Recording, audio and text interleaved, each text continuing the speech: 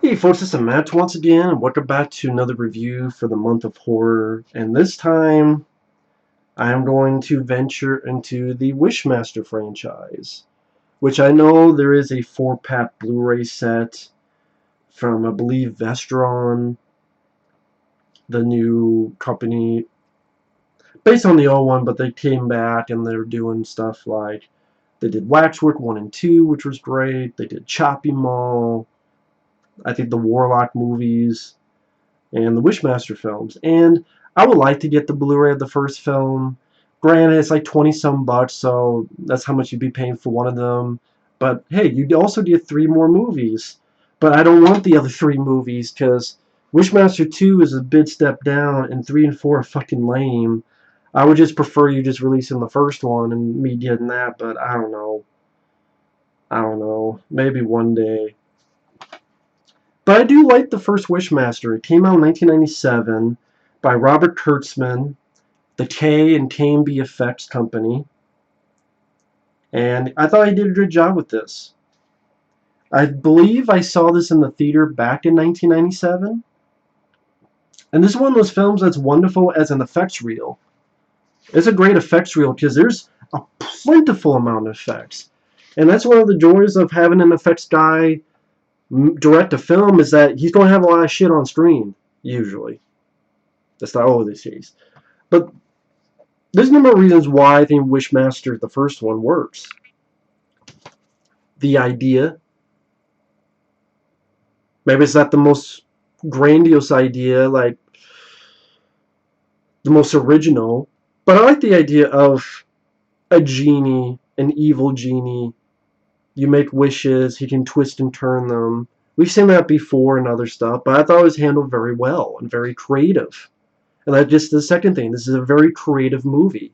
Creative death scenes, twists on the wishes, the effects.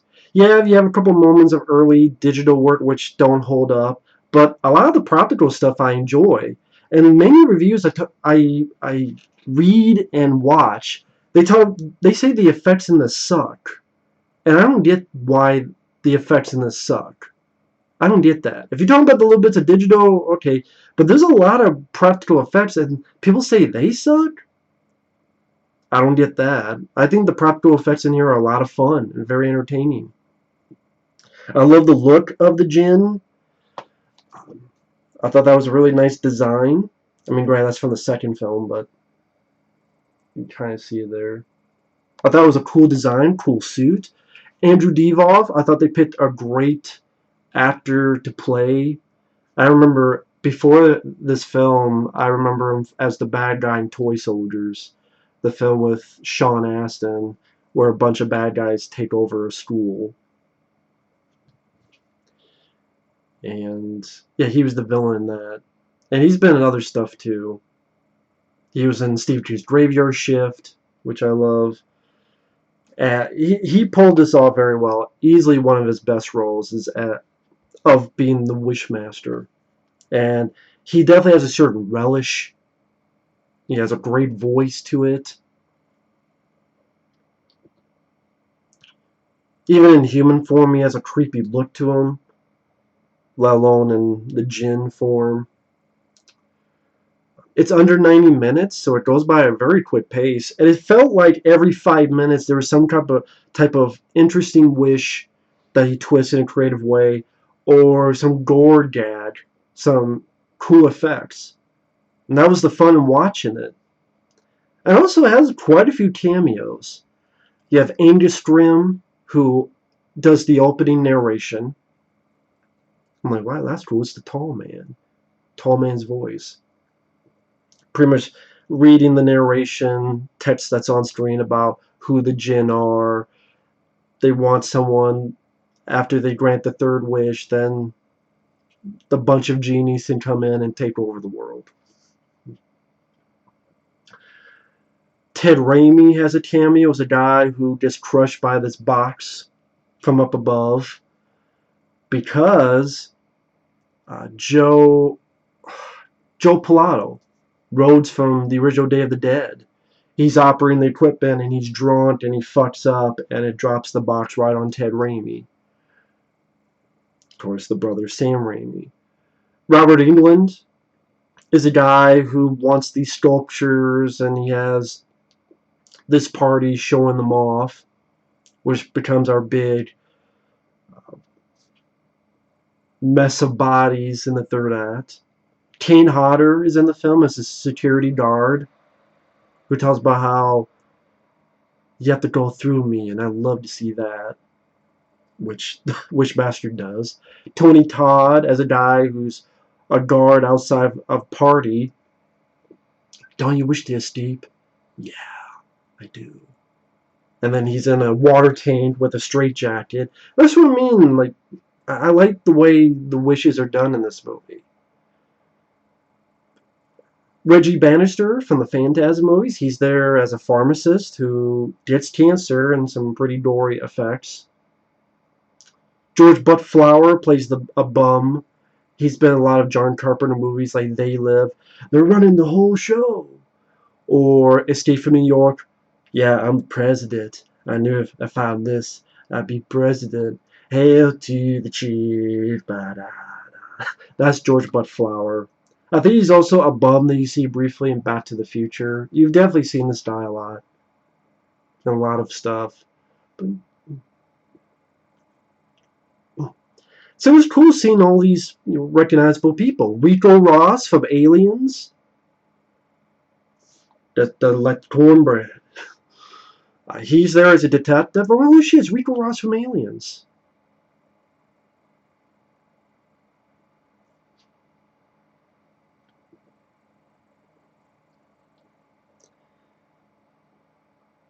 Now, if there's any flaws with the film, my friend Michael Keane did a review of this. B-Movie Reviews, which you can find his channel MLKKAEF Enterprises. And I agree with him where the lead girl is not really the most interesting character. I didn't mind the actress Tammy Lauren. I definitely think she's better than the girl in Part 2 or Wishmaster 3 and 4. But she's not like a character, or maybe it's not the writing. Because I liked Amy Steele in Friday the 13th Part 2. Was her character a three-dimensional character in that movie? No. But her presence just made her more recognizable. Jamie Lee Curtis and Terror Train, let alone Halloween, had the Lenny Camp and the first Elm Street. Tammy Lauren here does okay. Like, her character, she feels guilty that this person she liked died because she asked him to look at this jewel, which fucks up and blows up, and he gets fucked up in the explosion. And I thought her acting was fine. I've seen much worse acting. Like, her acting I can deal with. But I can't say I had like a huge problem with her. But her character is kind of the least interesting part of the movie. Which, I mean, that's your main heroine character. I don't know why almost every one of these Wishmaster movies has to be a woman. Why can't it be a guy? But, I don't know, that's just a thought. Like, did it have to be a woman? Couldn't it be a guy? Like, you have all these guys. Why not say Bruce Campbell? Granted, he may be a dick in real life, but I like him as an actor. And you have all these other famous people. Why not have it star Bruce Campbell? Why not have it star... That'd be fun, like someone like Roddy Piper. Hey, he pulled off in They Live. He pulled off in this. Or like something out of the box is what I'm looking at. Out of the box choices to make it a little bit different from the norm. Because Elm Street films, usually it's a female lead. Friday 13th Things, usually a female lead. Halloween, Chainsaw Massacre, usually a female lead. So again, maybe they make it a little bit different, but oh well. And so yeah, Tammy Lauren. If there's a weakest part of the movie, it's that character. But again,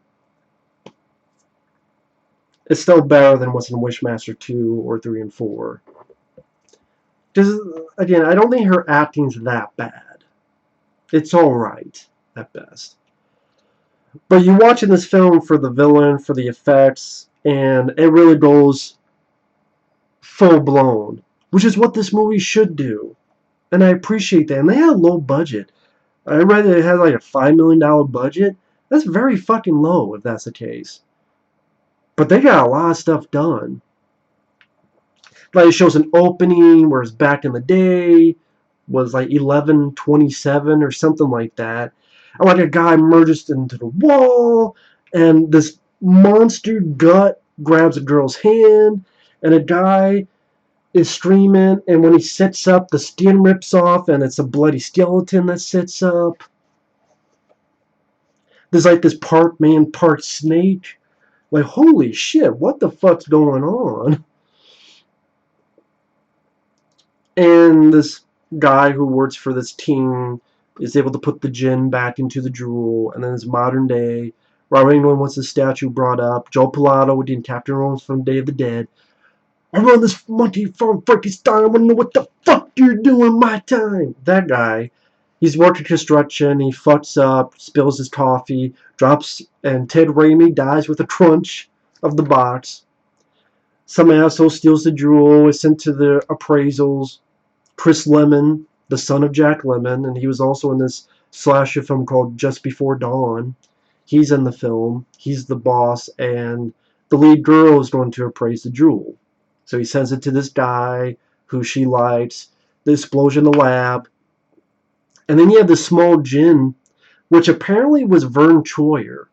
I can't confirm that, but I read up on stuff that said it was Vern Troyer, which he's passed away, may he rest in peace. But he was Mini-Me and Austin Powers 2 and 3. I'm like, so wow. And it's like a small mini djinn, but it's Andrew Divoff's voice. Do you wish the pain to cease? Yes. So he does, and the guy dies, and he's full grown now. And it was just cool. Like everywhere he turns, a recognizable door. Cool, there's Rico Ross from Aliens as the detective. Cool, there's Reggie Bannister. And him and the bum George Buffalo have a fun conversation. Buffalo wishes that that guy did cancer and die. As you wish. And Reggie Bannister has some really nice effects. And the djinn,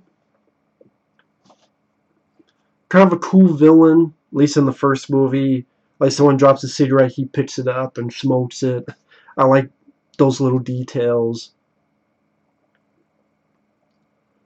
He gets a body from the morgue, and the guy freaks out. Do you wish not to see this? Yeah. And then, so he fucks up the guy's eyes. One woman's like, I wish to be beautiful forever. So he turns into a mannequin. Chris Lemon's like, I wish to have $1 million. Okay, so his mom, Chris Lemon's mom, is going on a plane and signed a piece of paper. The plane crashes, so now he gets $1 million because his mom died. That's for me. It does some nice twist with the wishes, which was interesting. Came out. I love to see you go through me. He just turned it, I guess, glass, but not glass, because he's able to walk through it, but then it breaks apart like glass. And that's one of those pieces of digital that doesn't hold up today, like that explosion. Or at the party, a woman turns into, again, I guess glass, and then it explodes. Again, digital work that doesn't hold up today. The thing with Tony Todd, do you wish to escape? Yeah, and then he's in the straitjacket in a water tank. And then at the end, Robert is like, man, I wish I had that party, for the ages. Okay. It's the party for the ages. There's eels going to people's faces, wires ripping heads off, people on fire, real people, real fire, bodies everywhere. Robert England beats up a creature, kind of like Craig T. Nelson did in Poltergeist 2. And it sprouts tentacles. Statues made of stone come alive. It kills a guy by pressing a mace into a guy's face, and it pulls out, and it's indented. I'm like, is this an uncut version? Was this released this way in theaters? If so, how the fuck? I'm surprised they got an R rating. Pleasantly surprised, but considering how the MPA are assholes, man, they got away with quite a bit of stuff. And then it ends, and the lead does a smart thing. She thinks about it. It's like, I wish Joe Pilato, I forget the character's name, wasn't drinking on the job 2 days ago. Thus, there'd be no accident. Thus, the genie would not have been unleashed. Thus, none of this happens. And so, what's cool is that no, a lot of people die, but by the end, no one has died. So I thought that was cool. Like, everything's back to the way it was. Everything's fine. She outsmarted it. That was pretty cool, pretty clever. And then this guy who she liked, she can tell him.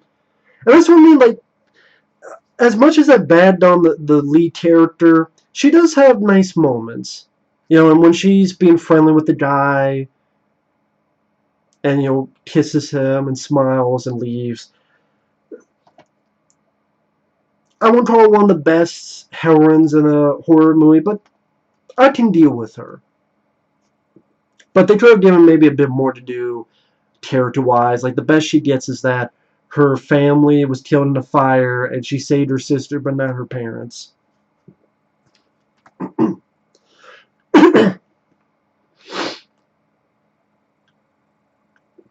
And I forgot to mention, it's written by Peter Atkins, who wrote some of the early Hellraiser films. So that was pretty cool. As he worked on, I think he worked on Hellraiser and Hellraiser 2. I think part 3, but I know the first two. So, from the writers, I know Clive Barker worked on the first one as well, so. Maybe it was just Hellraiser 2, I can't remember. Peter Atkins, he had a hand in some of those Hellraiser movies. Those early ones.